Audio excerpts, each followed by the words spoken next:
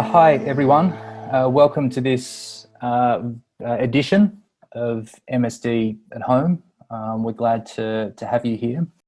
My name's Scott Woods. I'm Academic Fellow in Architecture at the MSD, and it's my pleasure to be hosting this MSD at Home.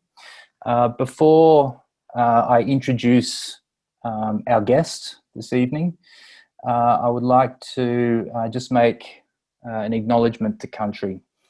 I'd like to acknowledge the traditional owners of the lands on which this meeting is taking place, which may be multiple lands given the location of all of you. I pay my respect to both past and present and extend that respect to other Indigenous Australians present this evening. Now, our guest today in a way needs no introduction, although I'll gladly give him one. Patrik SCHUMACHER is calling in from London. This evening, our time, his AM. Patrik is Company Director and Senior Designer at Zaha Hadid Architects. Patrik studied architecture at the University of Stuttgart and at the Southbank University in London. He completed his architectural diploma and received his degree from Stuttgart University in 1990. He also studied philosophy at Bonn and London Universities. In 1999, he received his PhD at the Institute for Cultural Sciences at the University of Klagenfurt. Patrik has been teaching at various architectural schools in Britain, continental Europe, and the USA since 1992, and a co-director of the Design Research Laboratory at the Architectural Association School of Architecture since 1996. He has taught a series of postgraduate option studios with Zaha Hadid at the University of Illinois at Chicago, Columbia University, and the Graduate School of Design at Harvard University.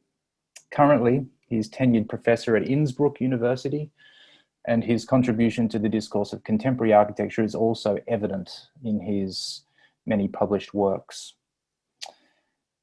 His completed projects include, and no doubt we'll be hearing about some of these projects tonight, the MAXXI Center of Contemporary Art and Architecture in Rome, which won the Stirling Prize in 2010, and one of his practice's first completed constructions, the Vitra Fire Station 1992. He's currently involved in several master plan projects, and we welcome him this evening. Hello, Patrik. Hello. You're there. I'm here. Good evening, everybody. Good morning and to Europe. Good evening to Australia. I'm happy to be here. I think I will be talking about 35, 40 minutes on the relationship of art and architecture. My initial kind of poster title was a bit bland, and I thought I'd give a little bit more food for thought, not just presenting projects, but developing a thesis about the relationship between art and architecture. Because I think that's sometimes a lot of confusion about this, and it's important to be clear about this. It was also a theme which Zaha was concerned about, because she was often called an artist and thought, no, I'm an architect, not an artist. Great, we look forward to it, Patrik. So let me share my screen, I guess. So let me begin. I mean, I begin with just a series of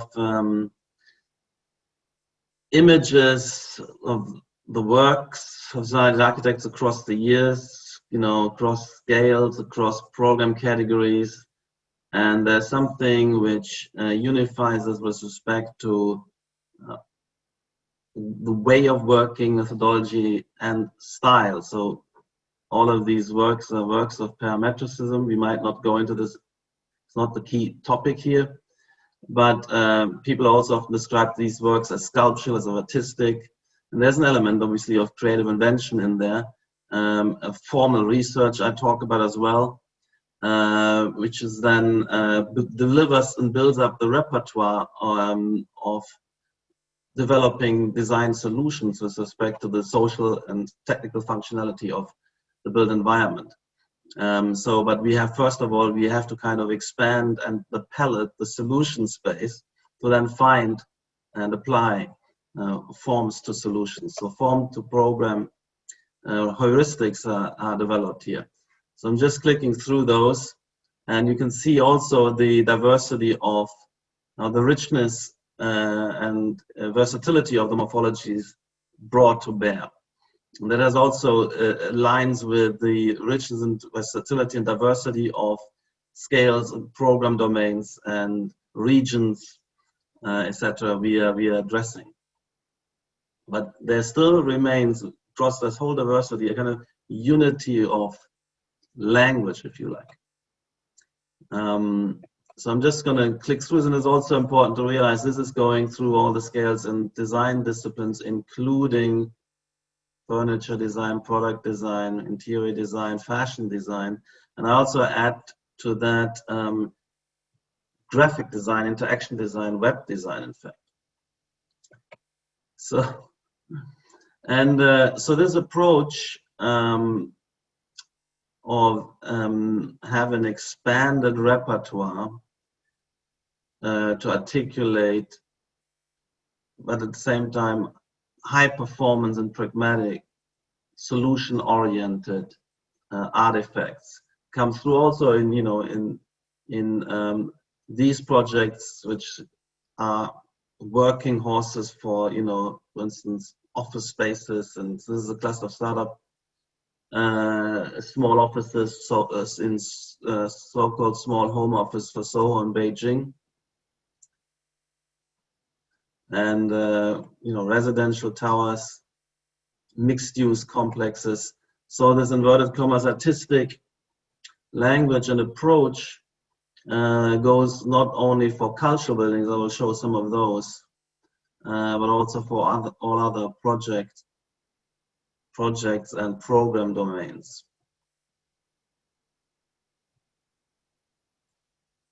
Recent, for instance, corporate headquarters, we got a lot of that recently.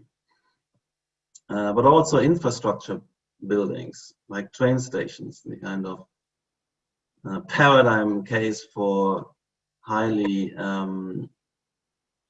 performance-driven projects. And as far as I'm concerned, and we are concerned, performance-driven is not in contradiction with creative artistic, because the creative is the creative search for solutions in a bigger solution space. And this is one of our recent airports, the new Beijing airport, Daxing airport in the south of Beijing. Cultural buildings. This is a cultural complex in Changsha with features an opera house, a museum, and a multi-purpose hall in an ensemble of buildings.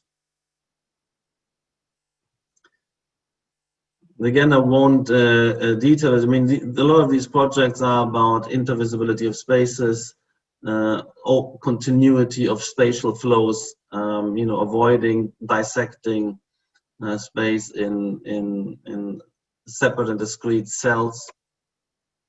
But sometimes there's also a closed room, but a very complex, large room like the auditorium. The museum belonging to this, and some of the in-between spaces as you move between these buildings. I also want to mention a new concert hall, a competition we've designed that will move forward in Yekaterinburg, Russia. So embedding, and this kind of the versatility and openness of these compositional moves is also quite able to embed into existing complex sites and create kind of symbiosis between old and new. You can see here the way that big roof is nesting in an existing block condition and addressing a garden, opening up an entrance, and then hosting a series of volumes on the inside. But at the same time, you see these things are not kind of pasted together, but they are then kind of worked into some kind of seamless, coherent world you can orient within, navigate, understand, you know, paying attention to phenomenology as well as semiology, if you like, and making an intuitive navigation of these complex spaces possible. A small concert hall addressing the park.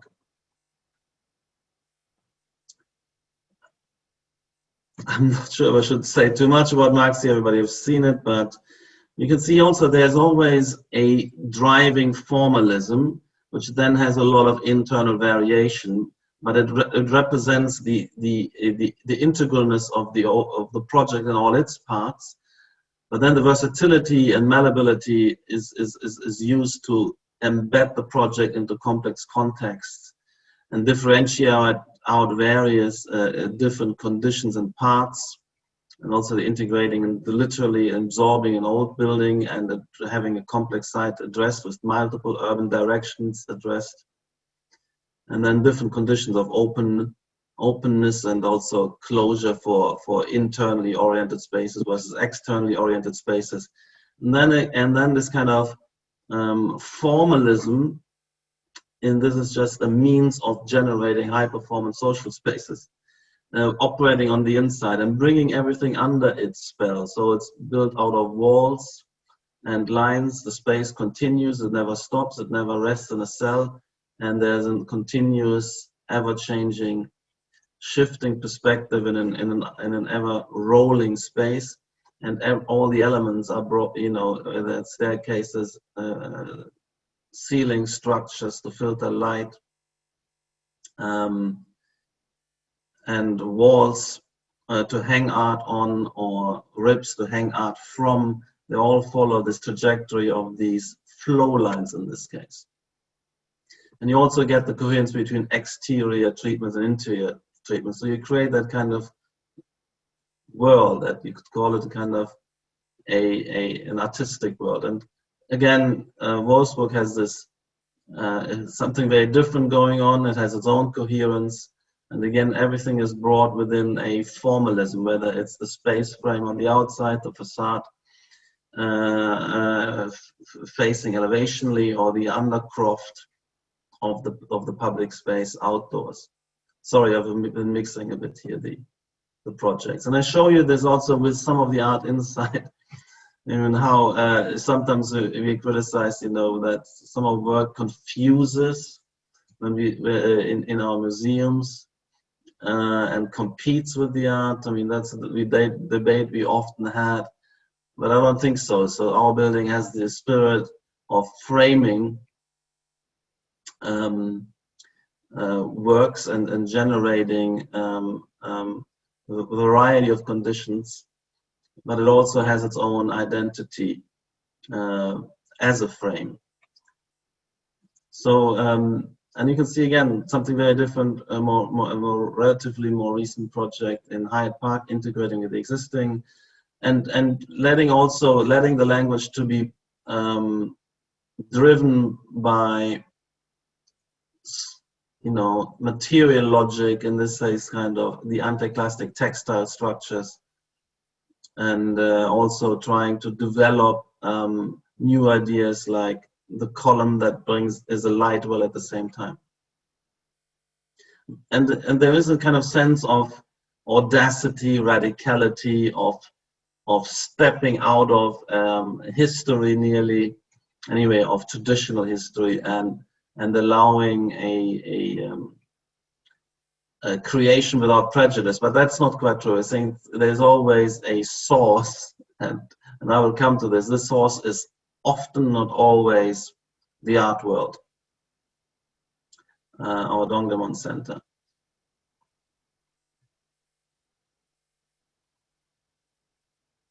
You can see that, of course, a number of themes go through there, but our aspiration is to develop new solutions, therefore to continuously expand the space in which we search for solutions. So we keep developing the repertoire, we keep investing in formal research within the firm, within the schools of architecture.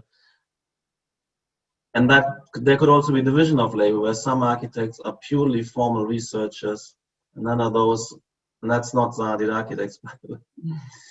And then are those who are also aspiring to generate mature and gain mastery over structuring societal space with full concern for social functionality. And I could defend all of these moves. I mean, there's a kind of strangeness and freshness, but also a intuitive grasp of what's going on in terms of these spatial moves, basically maintaining legibility in the face of complexity, and instead of cluttering up a space with lighting fixtures and staircase and handrails, these elements are brought under the spell of a formalism which just shapes the space you move through to bring you to the choices and destinations. And then when you enter, there might be a shift in mood, but at the same time, there's a continuity of, you still know in the same institution, this space, although quite different in materiality and mood and purpose, belongs to larger institutions, which has a series of exhibition space as well as library spaces. So, but I wanted to show, I mean, the extreme, let's say, degrees of artistic freedom which seem to be at play, the strangeness and newness and otherness of the buildings compared to what one would expect if one has grown up in a traditional architectural context. How is it possible? Where is this coming from? And how has it been historically possible to break out of hundreds and thousands of years of fairly stable and rigid typologies and a kind of an architectural order which was evolving incredibly slowly and was kind of had stabilized across centuries. So how is that possible? And so what enabled architecture to mutate and innovate to that extent? If you see within the space of a few hundred years moving from the left to the right, what was made that possible? And my thesis here is that the agent of mutation and acceleration, and this accelerated evolution, is modern art.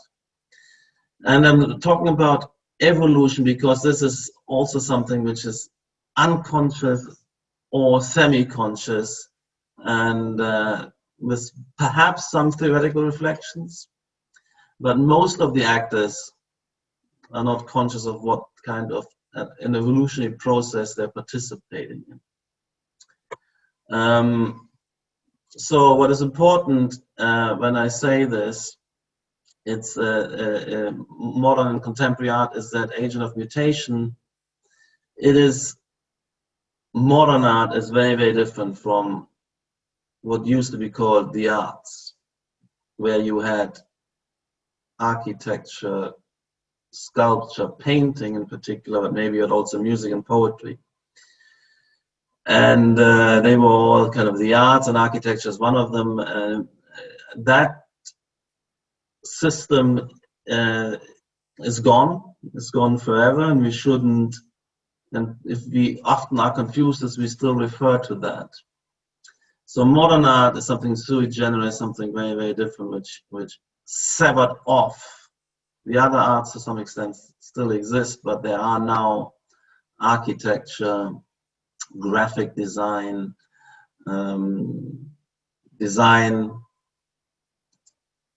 maybe media design, etc. And art itself is something very, very different. It's none of these disciplines which feed into and structure and enhance everyday life. Art is outside of everyday life.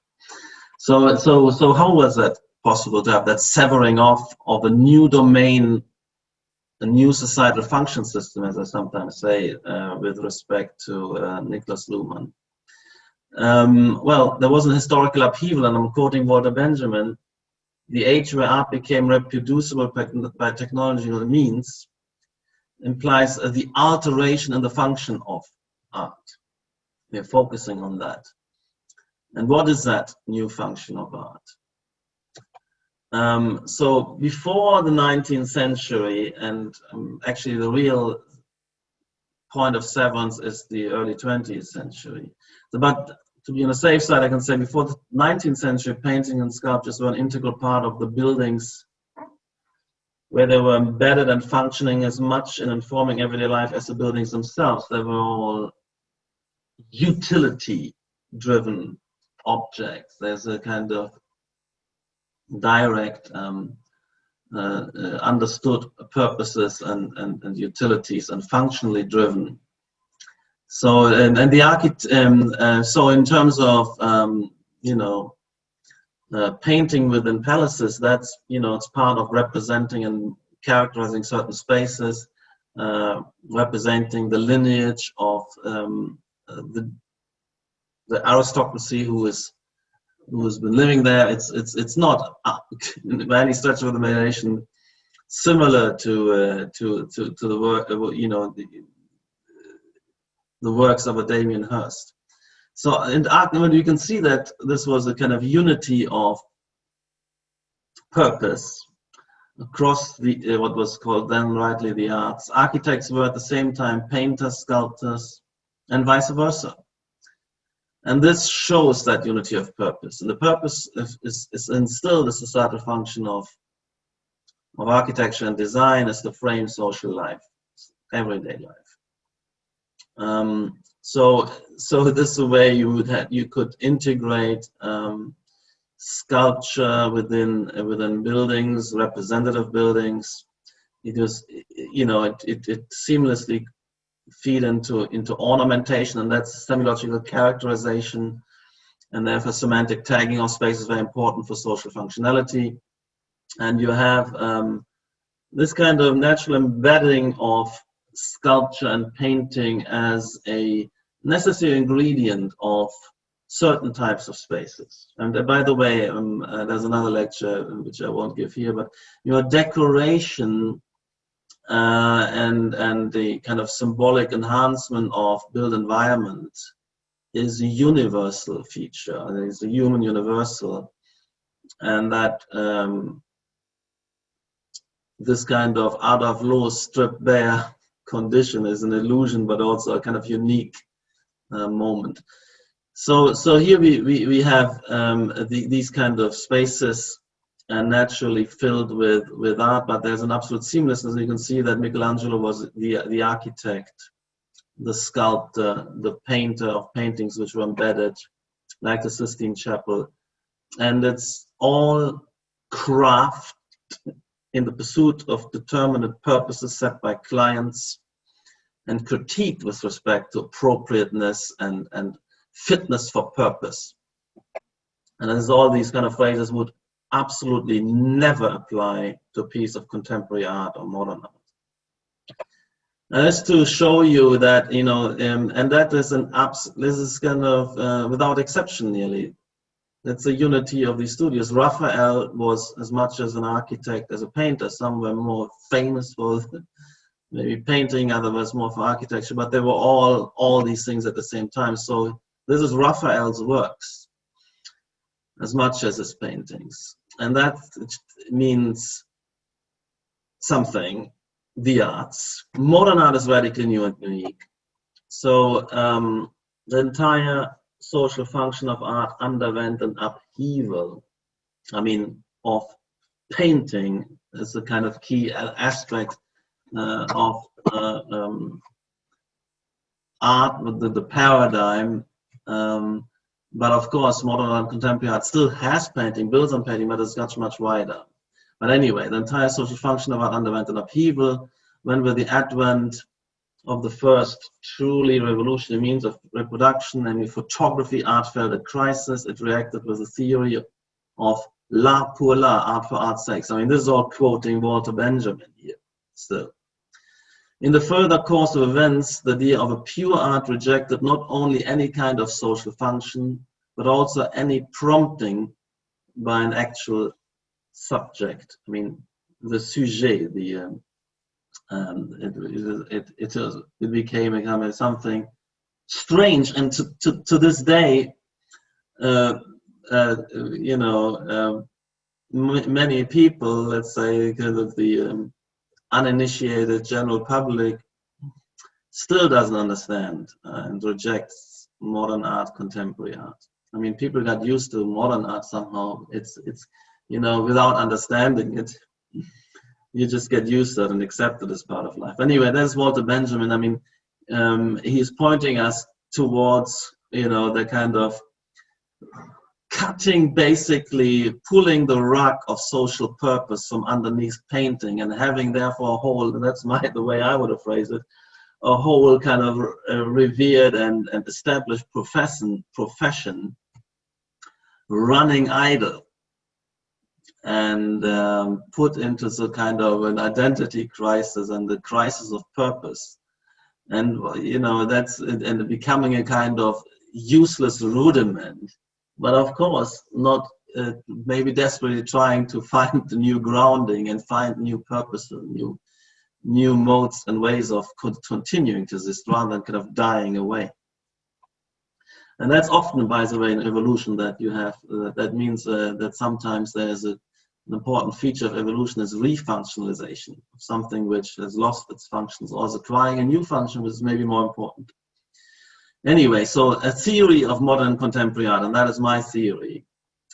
Contemporary art, and we can call it also the art world, is a social space, and that's just initially descriptive, of irresponsible, freewheeling experimentation or brainstorming. Listen, comparing it to brainstorming. Contemporary art is akin to play as well, and therefore Dadaism is its first paradigmatic instantiation. I mean, Dadaism is of course also something which is, you know, puzzling to many, and is that kind of paradigm of a pure agent provocateur, I would say. So art space's character of open extended exploration of the kind of the art world's character is safeguarded by the expulsion of explicit purposes, and therefore of all demands for utility. So initially there was a kind of overtaking the original purpose of painting was to record, to illustrate, communicate with, you know, something with then photography could do much better. And also other media of mass production of, you know, prints and through magazines and poster, all of that. Which then became, you know, so art in a way, what art did is now being done by photography and graphic design.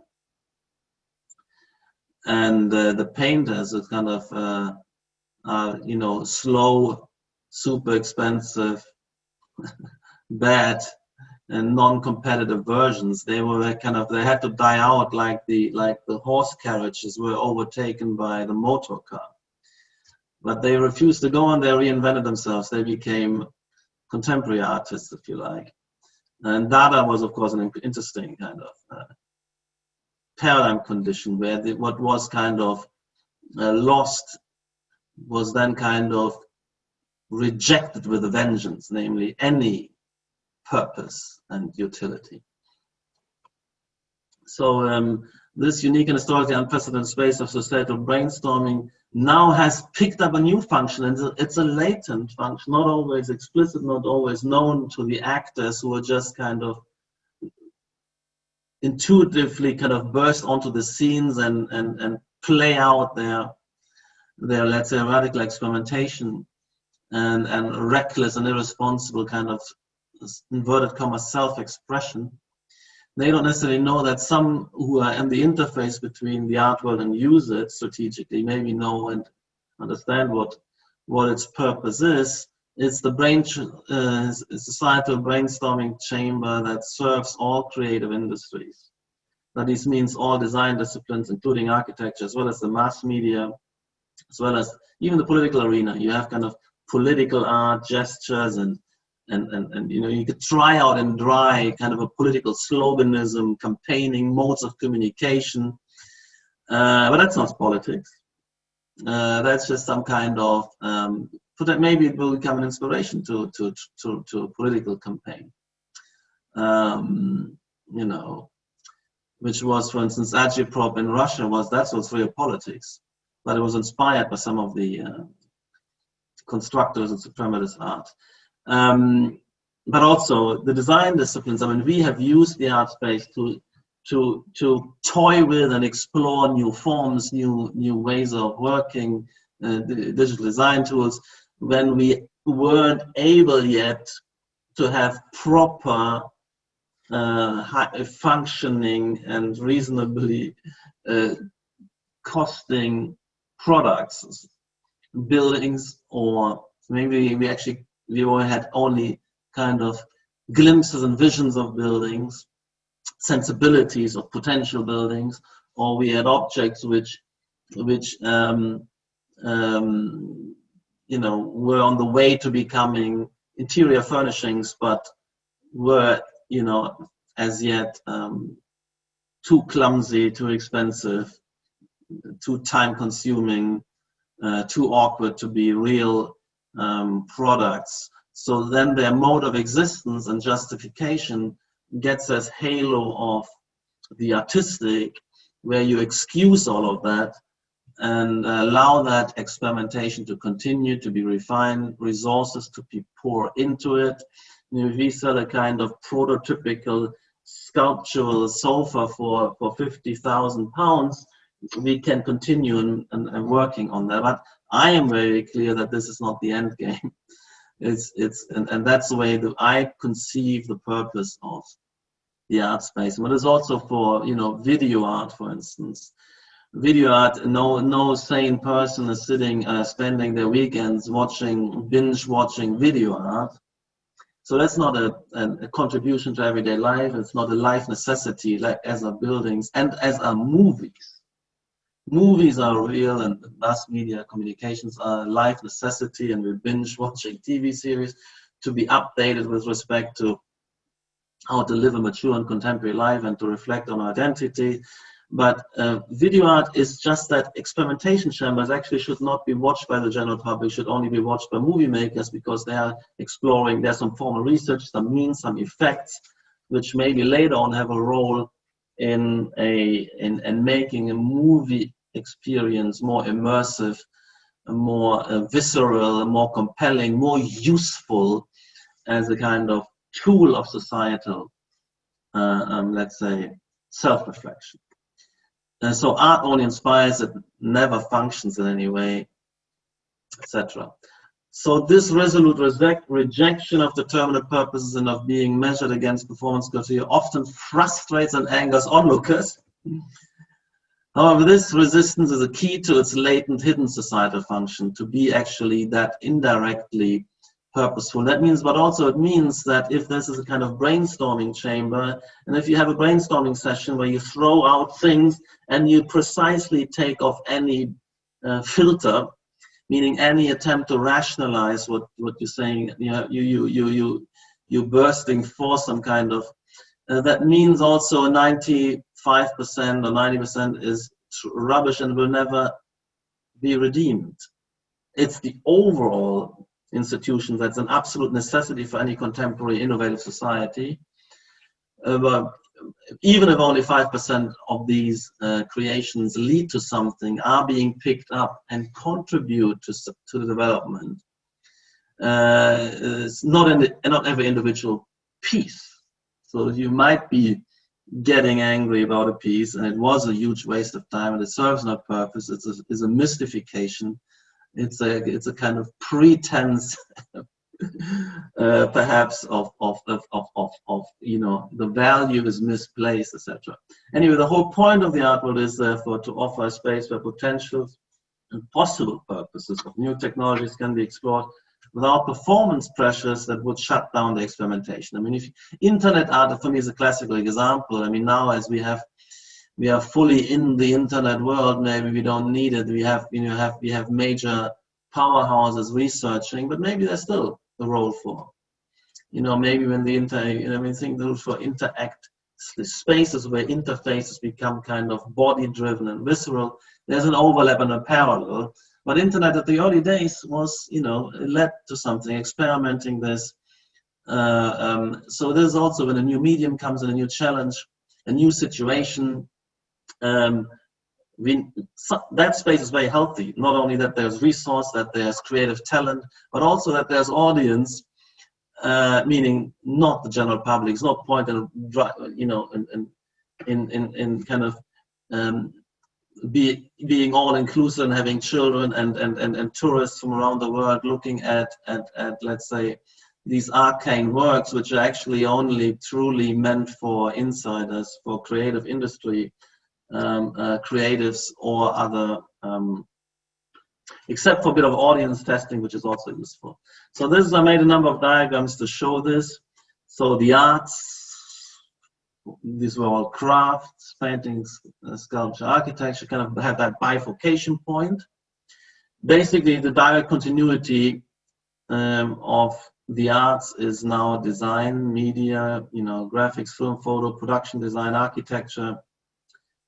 And the art world is something which didn't exist. It's just basically like the re-functionalization of the idle craft of painting. A radically new phenomenon, that freewheeling platform experimentation.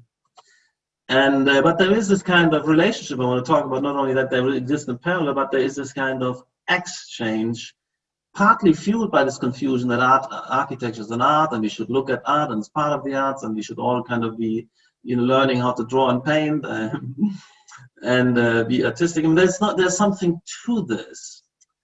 So there is, in particular, when it comes to avant-garde design and avant-garde architecture, there's the early radical innovators will not be given high performance projects where there is a kind of very stringent set of criteria, but they can toy around in the art world for a while and flex their muscles before going into the real world. So a bit more of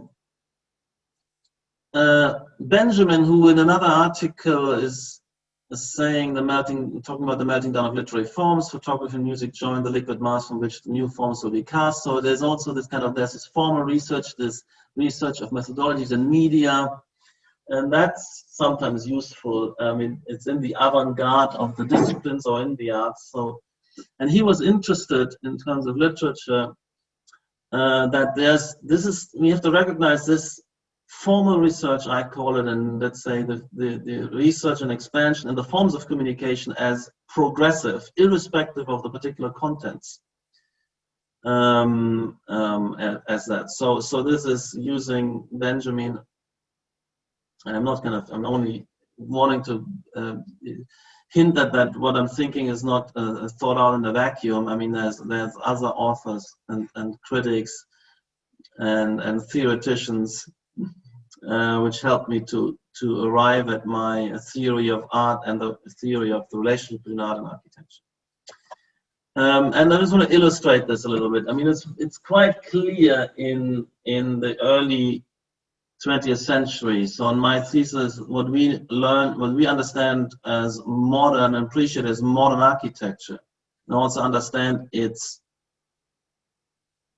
functional power to cast off the shackles of symmetry, proportion, stone, and typologically constraints and a kind of array of cells, was possible only by that advent of modern art. Mondrian is obviously totally unaware of. He's kind of, Duisburg is the one who kind of translates Mondrian into kind of design and architecture. Mondrian is one of those kind of self-mystifying geniuses, I guess. But then you can realize he generates something which becomes very powerful. These kind of ponderated compositions, the infinity of space, the lines, and then we have Duisburg is actually the sharp theoretician and organizer of the style, and interfacing with the Bauhaus and seeing something larger at work. And then you're bringing on Rietveld and you see how it comes at home, what a kind of new world. What a kind of bizarre and strange explosion of another world bursting into a kind of traditional city fabric, but the high performance nature of that, the openness of elaborating, making versatile, adding, subtracting, proliferating a space, and internally with elements becoming kinetically malleable and variable, and thrown out the kind of shackles of a restrictive typology, which means also socially we can emancipate from social typologies. I mean, it's been very, and of course that big influences Mies and the kind of free-flowing of space, open space, and the kind of interest of having multiple readings now possible. Where are the rooms and spaces? There's so many ways of decomposing space. There's a kind of productive ambiguity. So a lot of advantages in modern architecture for the sense of social versatility, openness to address, freely the configurations which make most sense, and also moving from strictly defined rooms and a kind of open, ambiguous flows of spaces and zones and social situations there. And it continues. And another, of course, huge era is Russian avant-garde in terms of art, suprematism, constructivism. And you can see also how this interfaces into sculpture and then becomes that experimentation chamber. That's quite conscious, actually, with the art theory there. Similar to Duisburg, you have people like Elizitsky who see this really and talk about this is kind of formal material research for design, for industrial design. That's the purpose. You see, that's where you maybe have the most explicitly formulated my theory of art. And there's no other justification for these strange experiments than that they deliver a kind of new language for the industrial era design. And the design is what counts. And these are just vehicles to get there. And, Lissitzky is, of course, a theoretician, an architect, who is one of the leaders of the kind of societal transformation in Russia. And he creates these prongs, but then, of course, the meaning of those prongs and hidden, let's say, and yet to be discovered in detail purpose is these, for instance, the works of Leonida, maybe the paradigmatic suprematist architect. And I mean, we were, of course, into this, Zaha was into this, and Zaha still used suprematism. I mean, because the modernism only picked up the orthogonally constrained versions of suprematism and only partially realized it. And so there was still there's always an excess in the art world. It's just this pure proliferation of mutation material. So you can also go back into older periods and there is an excess of translatable potentials. So she went back and found new things, which we actually exhibited also this, and we were deeply involved in understanding these works and created a show at the Guggenheim in the early 90s. But she picked it up and run with it and created something new. And of course then had other artistic processes, and we looked at also at new aspects, not only the geometrical diversity, the multiple angles, but also the fading effects, the intersection and overlap conditions, none of which were modernist translation. So it was a huge excess of formal features, tropes, and repertoires, which became solution potentials, gradients, interpenetrating of spaces. So when you're going back to the art world and its kind of that's the internal criteria of success and value, the only thing that counts in art is novelty to some extent. Or at least that's the primary value. In art, like in brainstorming session, rational control is suspended. That's why most of our production makes no sense at all. I mean, it by itself, it never makes any sense. It's only, but isn't even becoming fertile. So you can say that Zaha made sense of some of the suprematist works, which were up until Zaha's made use of them, remained a kind of purposeless waste.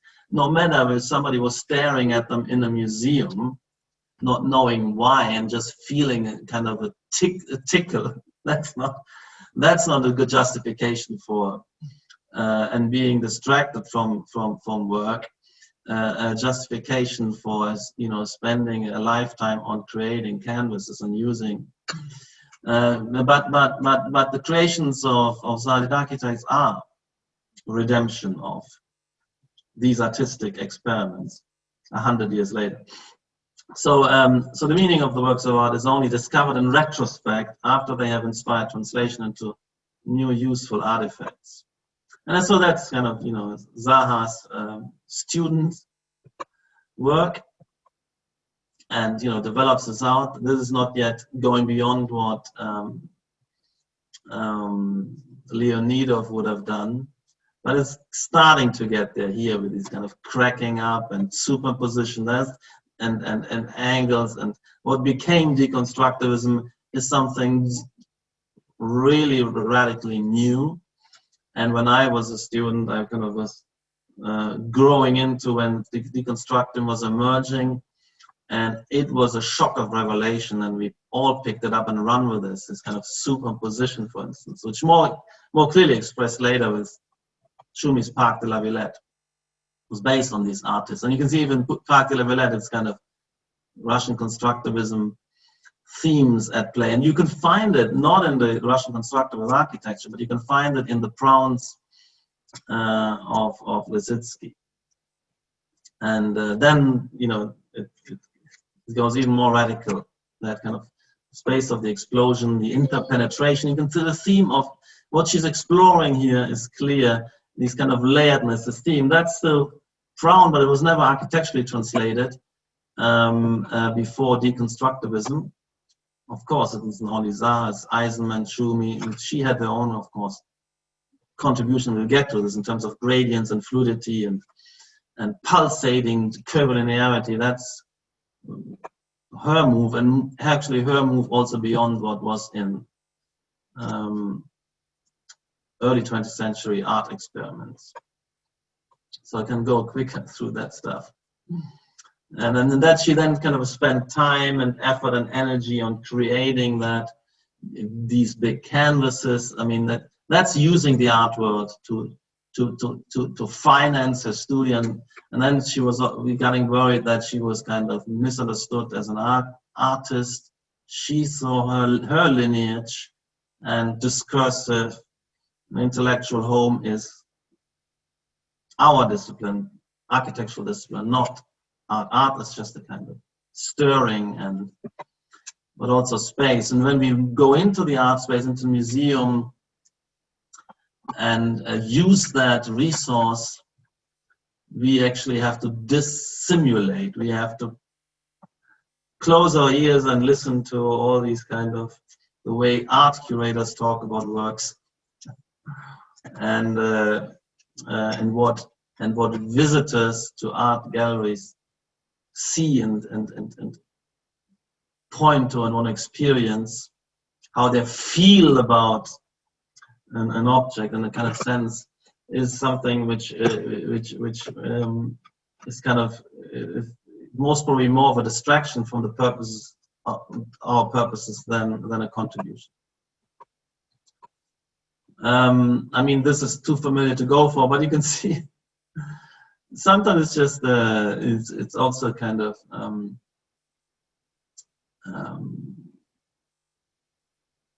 it wasn't 100% conscious in Zaha. You know, what I'm now elaborating, this is also an intuitive working with and running with. And that's the same, you could say, with the deconstructivists like Gehry and Wolf Briggs. And then you have others who are the theoreticians, Schumi, Eisenman, and Rem. And you know, these things translate. So the peak wasn't built, but Vitra has some of these features, and we expanded into urbanism, and we went back for inspiration. This is a kind of a late Malevich, and here's, you know, the way we're depicting kind of layered context in Hamburg, and we want to break through a kind of series of layers and create urban events. This goes obviously beyond this. And sometimes it's quite straightforward. I mean, that's the way we looked at. We've been working I mean, the Bauhaus had institutionalized that. They had the Kandinskis and Ittens within their walls, and then they did, you know, all the design: urbanism, architecture, interior, textile, fashion, and we had, you know, piles of art books, and when we did our architectural works. And we used painting, I mean, to explore, but it was also, it's not a cliche that, you know, before computational digital simulations, you could get some of the aesthetic sensibility, you can work on gradients, you can fading effects, you can play with space, also with materiality and color, and get at the phenomenology of what you're trying to create. And the appearance of the building, I have another lecture which I'm talking about, the instrumentality of appearances is part of the functionality. I mean, this is the way it also feeds in, you know, the phenomenological and the semi-logical project builds also something. That's why we need visualization. We don't do paintings, we now do kind of simulations, VR simulations. And that's where, which is a proper substitute. But of course, for the inspirational, you know, roaming, brainstorming, we still catch and scavenge the art world, and scavenge other domains. I mean, that's also not the only. We scavenge the phenomena of nature, for instance.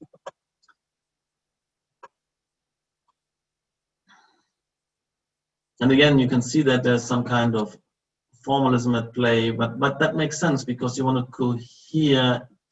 You don't want to clutter up the building with necessary features and create a relatively neutral, but also varied scene, continuous trajectory in which you can unfold an exhibition, which doesn't need to be chopped into chapters. So, well, I had that. Sorry, there's a repeat here, and we're still doing this kind of, let's say, random brainstorming when we sketch. And Zaha was particular, and oftentimes she was actually not doing she was kind of literally, it's Dada automatic writing or automatic drawing. It's what Eisenman would be doing computationally when we're talking about abstract machines. Just letting it roll and letting yourself be confronted with your own kind of mutation machine to start seeing things, to be alert about formal possibilities, about aesthetic features, characters, which you can then kind of run with and utilize. She was doing these kind of nearly, you know, sometimes related to projects, sometimes not related, just by itself, and then kind of be brought out when we had a problem. You see, the whole point is if we're doing these in the context of an organization which is continuously solving design problems on multiple front scales and program domains, there is a kind of high degree of likelihood that some of this will be utilized. And an expanded formal repertoire is an expanded problem-solving repertoire. And we have that conveyor belt, and that's why there's a higher chance of these things being becoming utilized. And that's, you know, what then comes out.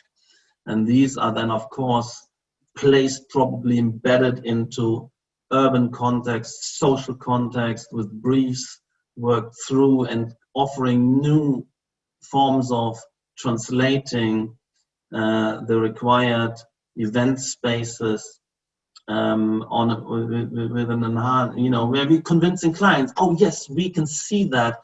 Maybe I have certain social life in mind, a certain institution, and yes, I can want to host myself and my events this way, and it's going to be a kind of life enhancing. So in innovation, and we still have to do that. We still have to shuttle an innovation cycle, and innovation in each project, but also historically in larger cycles, is always this two-stage process. Stage one is, you know, you have to do the formal research, you have to work and expand the potential repertoire of solutions And then you have to select and rationalize and apply and make fit. But it's very difficult, oftentimes the first part, which is some of us invested, the architects, Zaha in particular, Peter Eisenman, Kipnis, the so-called formalists often dismissed, and they maybe do only this.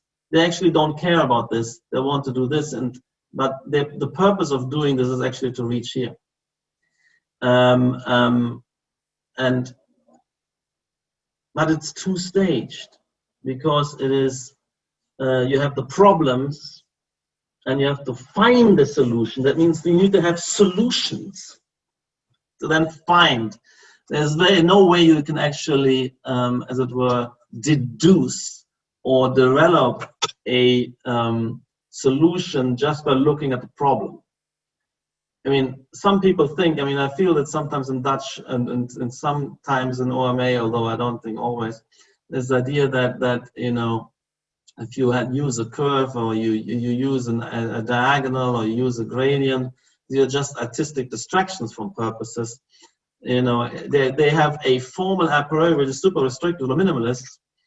It's more explicit there that if an architectural set of programmatic and functional problems, it can always be best solved with boxes, and everything else is a distraction. That's the fallacy of a formal a priori, which is actually restricting the solution space, and the chance to have a more optimal and more well-adapted and more life-enhancing solution is foregone. And that's why parametrism is more powerful. And by the way, I think we start to perceive beauty. It's also, beauty is the intuitive recognition of high performance. But in art is doing that. The innovation part is, of course, in art, because novelty is rewarded, is cherished, and it is also there. It is sometimes seen as critical. It confronts the established world with visceral glimpses of other possibilities. And then again, beauty, in the end, is a perceptual recognition of what is life-enhancing. So this category, of course, of novelty as we move from the art world becomes innovation, and beauty, which is running idle in art, becomes literally the recognition of intuitive recognition. And we should follow these, and be guided in our design creations. We can follow our intuitions of beauty, and in the end users will navigate the world kind of viscerally, and they're conditioned to positively react to certain formal and morphological conditions, then gestalts they perceive. Sometimes the intuitions are false, they're outmoded, and we need aesthetic revolutions to update our aesthetic values. Anyway, that's another lecture. I probably overrun a little bit, but I stop here. Thanks very much, Patrik. You timed it particularly well, because I had my finger on the button and I was going to jump in. But I was running over a little. No, it was compelling material, and really far-reaching as well. It was a pleasure to hear it and see it. What I'm going to do, because we have such limited time left, around 15 minutes, okay. Which is okay, because we'll get through some questions. I want to jump straight through to the questions. They're as diverse, I suppose you would say, as your lecture itself. So we've got a fairly kind of wide range of questions. I want to go to Donald Bates's question first. Donald, you're probably aware, but for everyone out there, is the Chair of Architectural Design at MSD. I'll go to his question first, because I think it covers the historical lineage that you took us through in the lecture. You started with the contemporary work, and you moved us back through to Zaha's early stuff, and then took us back through the contemporary again. So his question, in a way, talks to that. So his question is, if we look at the catalogue of ZHA, we start with the particular directionality of the work, you might say a specific trajectory. Eventually, that trajectory shifted direction, but still seemed to have a condition of lineage, of being about a particular, but still specific, set of interests and formal developments. Now it would seem that ZHA actually have multiple strands, multiple trajectories that are not coming from a singular pursuit, but multiple, even contradictory trajectories. Do you think this is true, or do you see all the current work as coming from a more or less singular origin and focus? I would still emphasize that there is a unity of paradigmatic orientation in all the work. So and actually we cherish the morphological versatility. And sometimes when myself and Zaha were lecturing, we had this lecture title, something like, expanding the repertoire, and we organized the work into families. And these were morphological families, things which work with kind of bundles of lines, things which work with kind of cluster voxeling, with single surfaces. We had shells and waves and so on. There's a kind of diversity of morphologies. And so these are multiple morphological lineages, but it's a bit like the endless forms of nature. And in nature you find very different species and formations. You can even integrate some of the inorganic nature, river beds and so on. We looked at it as well. So you get swarm formations of birds, and you get individual organisms, snakes and rivers and mountain formations. But they also share a lot. So all of these forms are natural forms, means they're not kind of square, circle, triangle, or cube, cylinder, sphere, like the traditional. These are actually excluded. And when I wrote the heuristics and aesthetic values of parametrism, I made it clear that we have a new set of values, but also we are leaving behind and exclude a whole universe of historical architectures. So it is, in this sense, I think it still is coherent, and you can recognize it. If not, I mean, we would have to pick out individual works and we'll debate it. I can't defend and 100% put everything we create on an equal footing. But I would emphasize, what are the features we're pursuing? It is to do because wherever we are, in whatever project domain and urban condition we're going, there is this idea, there is the issue of complexity and dynamism, of multiple audiences, of mixed use of complex urban embeddings, and therefore the buildings start to express that. But also the way this complexity is not only that it's many things, but the complexity is also that between two things there's an in-betweening, and there's an ambiguity, and there's multiple readings as productive potential, because situations are fluid as well. There's also this idea of a partial, let's say, decoded and not yet fully scripted space. So these are features we have been discussing as well since deconstructivism into parametricism, into folding in architecture. I mean, Don is very familiar with all these discussions, and I want to see these pursuits, and I'm emphasizing the alignment of these features with the contemporary world, which I call the world of post-war network society,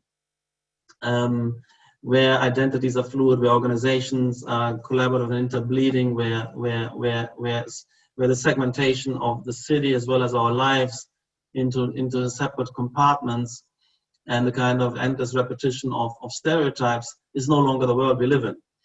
And that is expressed in these works. And some of these features which Zaha brought out, like the kind of setting free the curve. I mean, modernism had some curves, but they were always arcs, and maybe an elliptical line. the total setting free means you can pour into every nook and cranny, you can adapt to conditions, you can maintain the legibility of a very complex trajectory, as well as, you know, the idea of gradient is fantastic in terms of articulating that you actually have, that you don't have only zone A and B and the harsh kind of transition, but there's in-between conditions socially and spatially, and the one can expand into the other and take over it into temporary features. So that's what I see. So I said that that's the world we're trying to address. And there was a very abstract and general characterization, which I put down in terms of the heuristic of parametricism, which is also mean, you know, which is always be parametric malleable, always differentiate, always correlate. These are very highly abstract. These categories cover everything we do. Also, that's the more recent instantiations where we're much more concerned about integrating structural engineering and robotic and other fabrication constraints into it. You know, similar to Frei Otto. And it's interesting that Frei Otto is the kind of, it occupies the same, let's say, formal world, but made rigorous and made even more diverse through the various materialities and tectonic dynamic systems, always dynamic systems we're working with, and the various computational tools.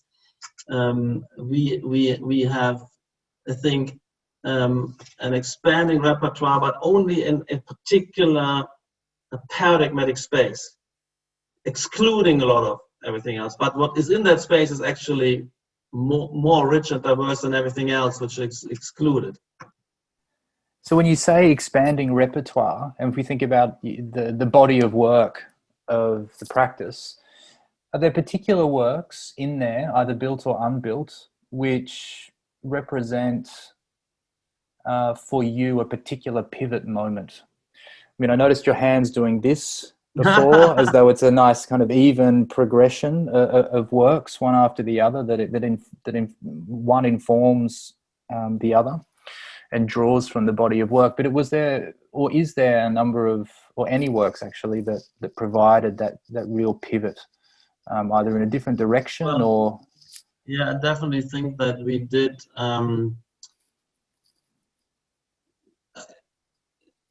I think the mid-90s were very pivotal. You know, let's say 92, 3. I mean, when we introduced these computational tools, and when we discovered the alignment of what we were trying to do with what Greg Lynn was doing, Jesse Ryder was doing, you know, Collerton McDonald. I mean, when we were in Columbia in '93, we became a kind of that we forged a kind of a movement and a connection more or less instantly. And actually, around that time, many people, including Hani, and who came from all kinds of peripheral directions, whether it was a kind of Hayduk lineage or the Leibniz Hayduk lineage, the OMA lineage where we came from, everybody,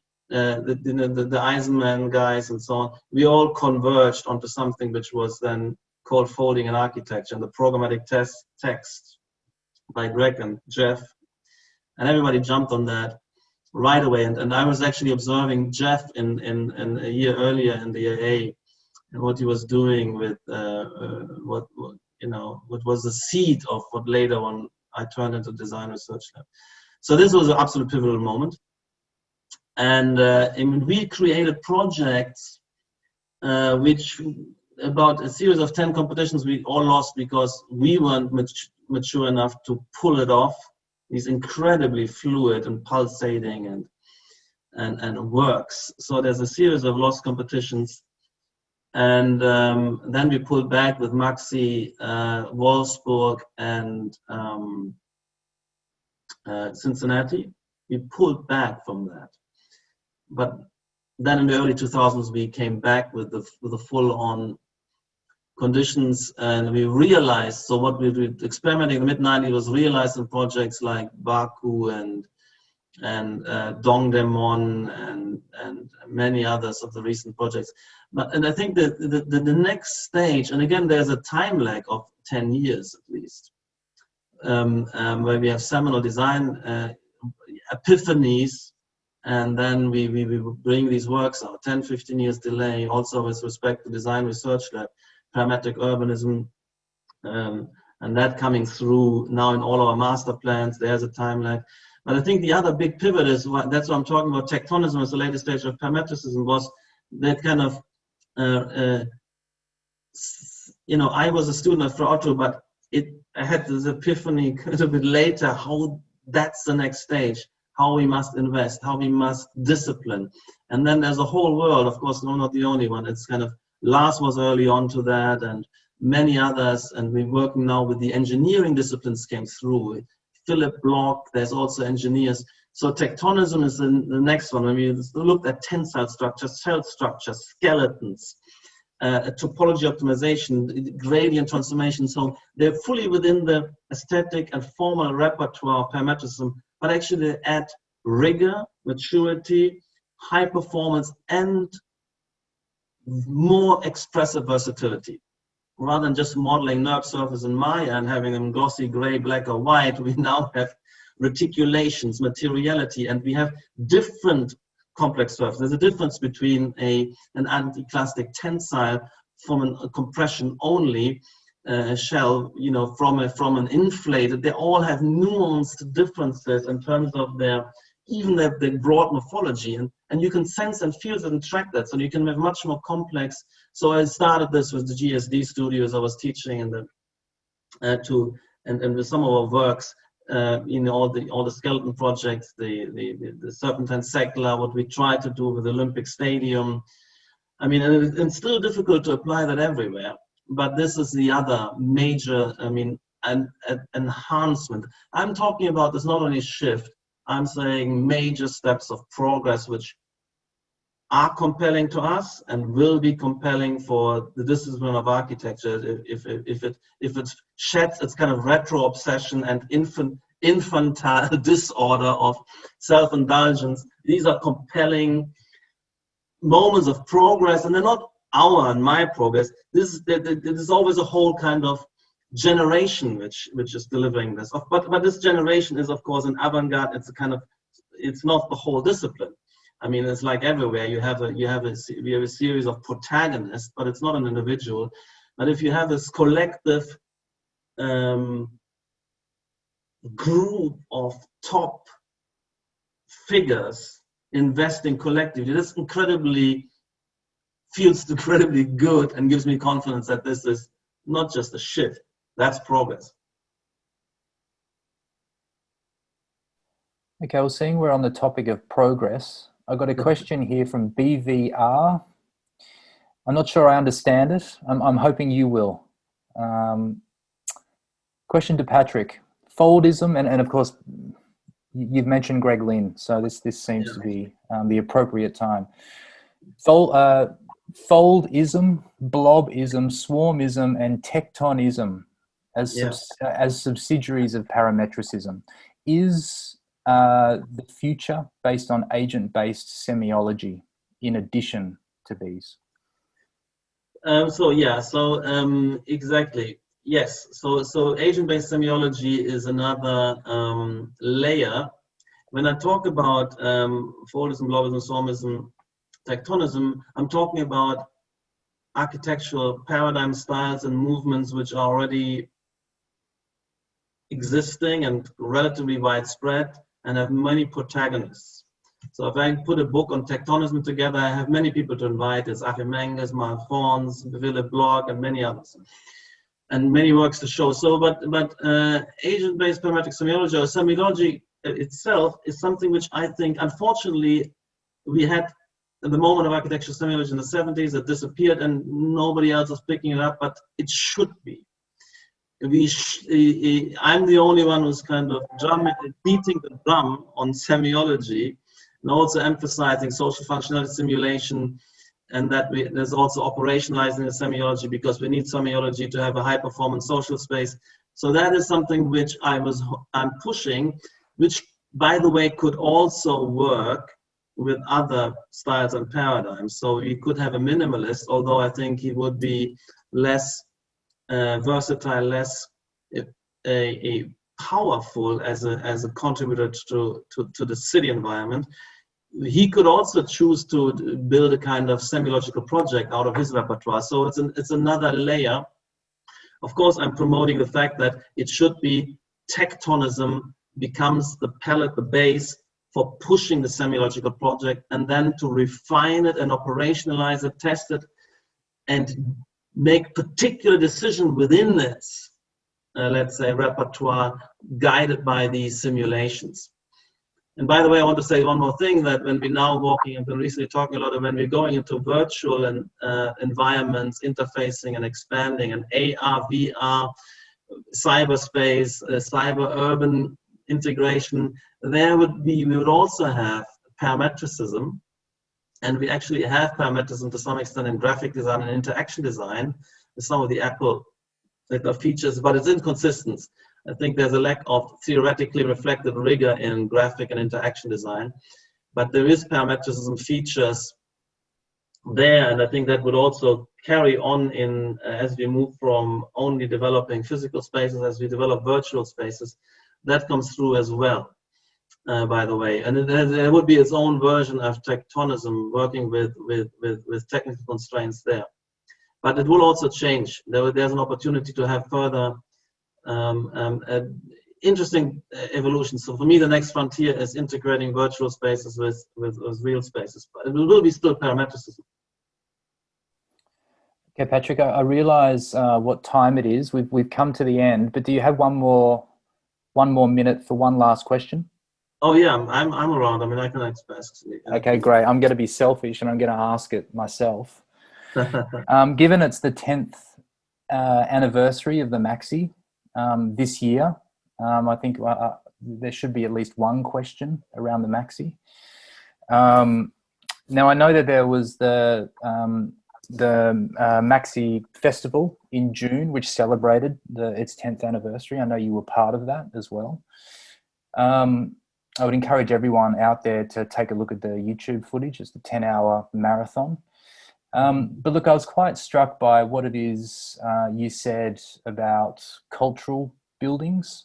And look, I'm reading between the lines a little because it wasn't entirely clear what type of question they had asked you and what you were responding to, therefore. But I think where I arrived was to say that they were generally asking you the future of museums and of culture, generally speaking. Now, given that we've taken a look at so many of what would qualify as your culture buildings, Baku as an example, and the MAXXI itself as an example, you seem to suggest that the future of culture is in a way somehow nested between the residential and cyberspace. So considering where we are now in Corona times, this going back to what you called suburban patterns, whereas previously there was distributed patterns, and you gave the example that existence was really categorized, and I speak quite generally, by moving between culture centers. You used people spend their days moving between the library, the theatre, the shops, but now you believe that type of cultural uptake is going to happen kind of back in the home, learning how to cook again, taking your meetings, and of course cyberspace being a big part of that. I'm interested how the kind of prevalence of the cultural building, particularly in your repertoire, how that then is considered as a future proposition when culture perhaps is located or moves partially at least into the domestic setting. Partially, yeah. I think definitely. I mean, I think that we're living in this post-forest network society where the communication density is ever increasing, because this, let's say, technological civilization has a nearly infinite capacity to absorb innovations. If you think about that, compared to the 20th century, to where you had mass mechanical reproduction, where you had to decide on a design and then you build an assembly line and you have to run it for 20 years. And there's only very small changes you can make. Now we can have robotics, the robot reprogrammed every hour, and the new software service variation uploaded by the minute, and the new apps globally uploaded. So that means everybody there, and before you only needed kind of 5 designers to service the whole industry, basically. You know, you had in Germany, you had like 5 designers doing everything. Because there was only like 15 products and they each were running for 25 years. So now we have an nearly kind of unlimited absorption capacity. So that means we will have everybody who can become creative, research, development, marketing, finance, new things. Nobody is bogged down in routine. So, and that means communication density. You know, if you design something, you need to coordinate all the aspects, the materiality, the production, the marketing, the financing, the contracting. And that's where we meet. And so that is still rising. We're still on a rising trajectory of increasing communication density, and that's why we actually came into reconcentration into urban cities, where we want to be in walking distance to the photographer, to the lawyer, to get inspiration, to the school of architecture, to the gallery, to the pub afterwards, debating, the continuing. And we do, and at the same time we were on the phone all the time. At the same time we were trying to fly everywhere. And now we're going to be virtual in density, but we still also, I think we're still going to be in this, some of us will be still in the city. They find it more effective to be in a big room, the browsing around, because cyberspace isn't there. At the moment, internet is less browsing, more like clicking on a link, you've been invited, it's a kind of scheduled events, and not a kind of free kind of exploration of a world of events so much.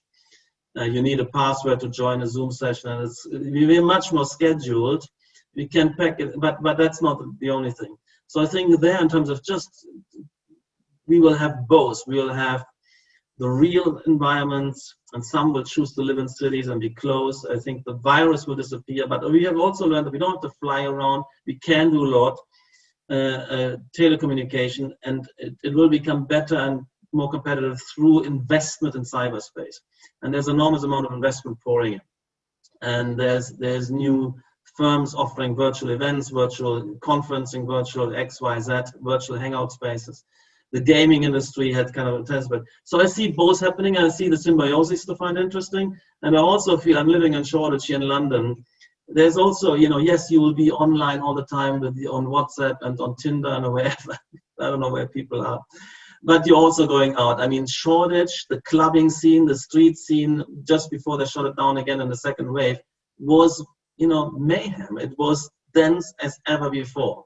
So that won't go away. There's many reasons to be in the city, but there's also a chance now that a lot of this goes into the home as well. So it's a double track. And I find it fascinating because we need to then integrate, because we have to design for Google not only the physical campus, which will still exist, but now we're doing the virtual campus and the virtual communication event spaces, and they should ideally be integrated. And I think it's a task for architects. It's finally arrived. It was graphic designers for the last 30 years on the internet, and now it's going to be the era of architects to take over. So that's what I feel, but I think stylistically, paradigmatically, in terms of urban, yes, there will be interesting changes. Some suburban life has a chance, but remember, I mean, I'm happy that I'm sitting locked down in London with 100 restaurants to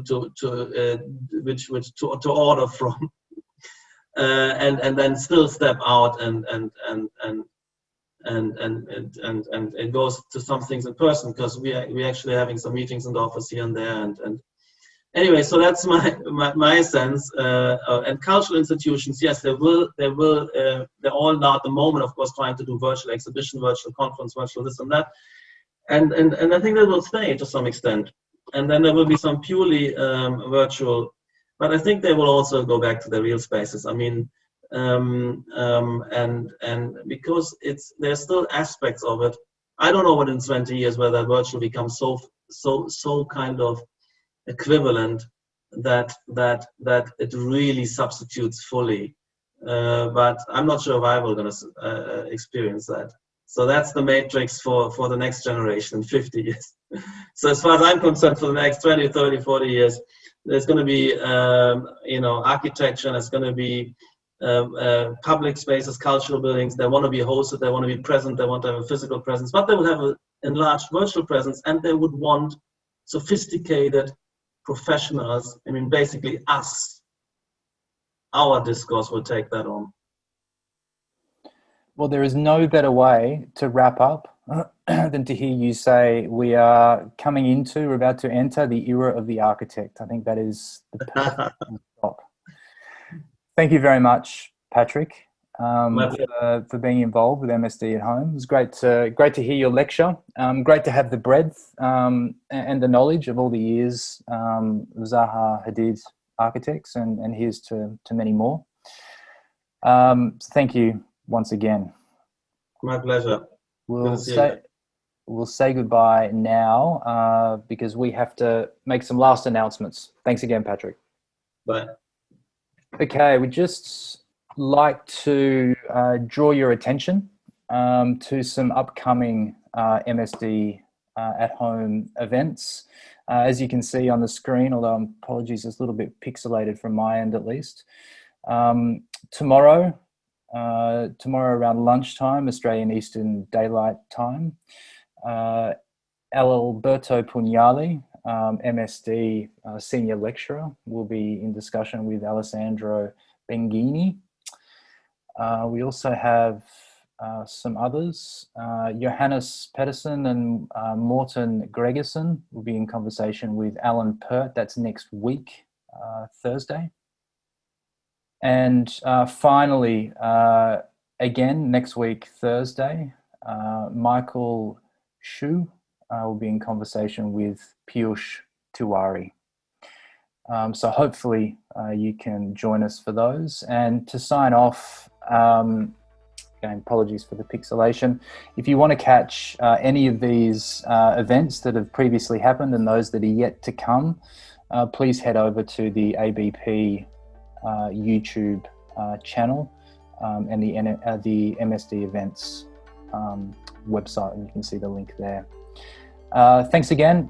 Have a good evening or good day.